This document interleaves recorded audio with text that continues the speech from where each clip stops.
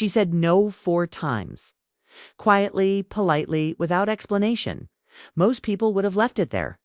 On the 5th refusal, he stood up, walked to the bar, returned with something cold and heavy.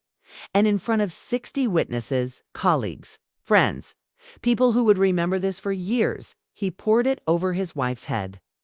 The room froze. Elena did not scream. She did not cry. She did not say a single word. She simply stood, picked up her bag, and walked out with a dignity that silenced everyone still watching. Nobody stopped her. Nobody understood why she had refused to dance.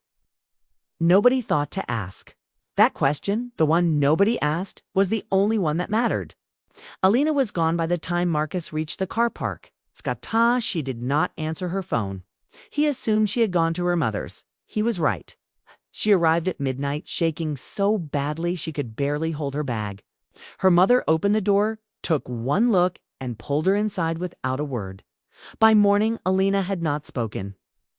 She sat at the kitchen table looking at nothing. Her mother did not call anyone. She waited. If this story's reaching something in you, give it a like. Tell us in the comments how the weather is in your city today. We read every single one.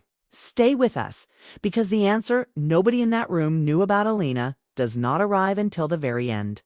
Marcus called 31 times over 3 days. No answer. He texted her sister. Nothing.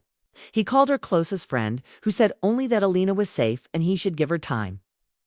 Marcus could not understand the scale of the response. He had poured water on her. He knew it was wrong. He had been awake 3 nights knowing it. But this silence felt like something considerably larger than humiliation. Like he had broken something he could not see and did not know the name of. She had refused to dance. That was all. Something else was happening. He did not know what. On the 4th day, Marcus drove to his mother-in-law's house. She opened the door but did not step back. He asked if Elena was physically hurt. There was a pause just long enough to mean something before she said Elena was resting. He asked if she needed a doctor. Another pause. She said the doctor had already been. Marcus drove home with both hands tight on the wheel. A doctor had already been. For what? She had refused to dance. He turned this over the entire drive and arrived home, no closer to an answer. He sat surrounded by her things and understood for the first time that there was something about his wife he did not know. By day 6, Marcus had not slept properly. He reviewed every party, every dinner, every event across 3 years of marriage. Elena had never danced. Not once. Not at their wedding.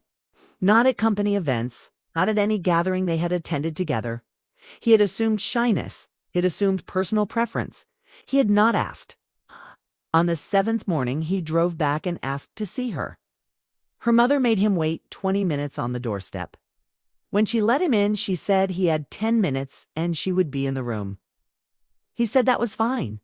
They sat in the living room, Elena on the sofa, Marcus in the chair across from her, her mother at the far end saying nothing.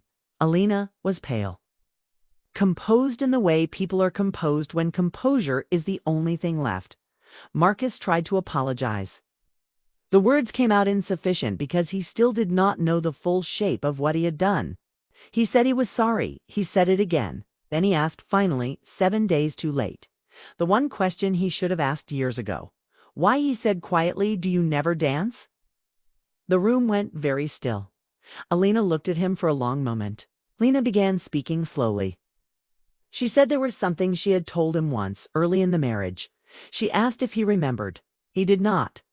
She was not surprised. She said she had a condition. She paused. It affected her balance. She paused again. Dancing, any sustained rhythmic movement triggered it. Her mother gave the smallest nod. She described what happened when triggered. The vertigo arriving without warning. While he was reading something on his phone, he had said, okay. She had believed he understood. For 18 months she had managed it alone, declining every dance. Finding quiet reasons. Protecting herself from becoming a scene at any of his events until the night he made her one in front of 60 people with a bucket of ice water. Marcus did not move for a long time. When he finally spoke, his voice was different from any version she had heard in 3 years. He said he didn't know. She said she knew he didn't know. That was the part, she said quietly, that was hardest to explain. He reached across the space between them.